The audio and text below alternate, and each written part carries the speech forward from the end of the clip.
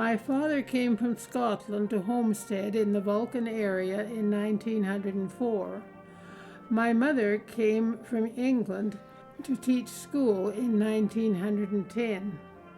They met and were married in 1912. They both missed the trees and the greenness of home. The barrenness of the Alberta prairies was viewed with a staunch determination to change what they could.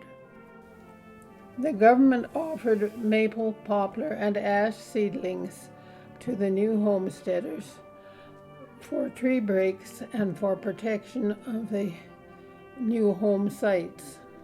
It was a huge amount of work.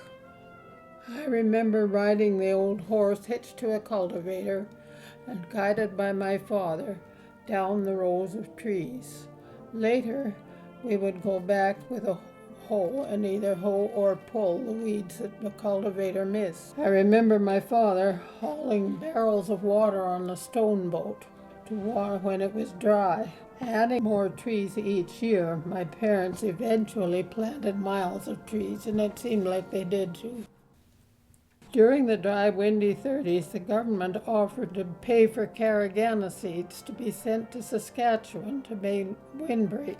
We collected Carigana seeds and hung them on the clothesline in sacks to dry, then shelled them and packaged them up. I don't remember how much they paid, but do you know how many Carigana seeds are in a pound?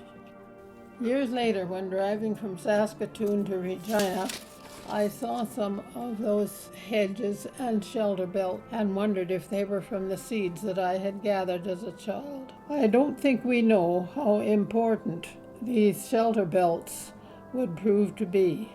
Nowadays, almost every farm site has a row of trees. Not only do they provide greenness to the landscape, they provide a shelter for wildlife, such as deer, birds, and even the occasional moose.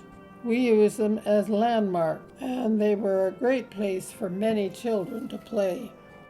Looking back, I have become thankful and proud of my heritage. Planting those windbreaks is just one example of what the pioneers have achieved through all the hardship and determination, making Alberta a fine place to live.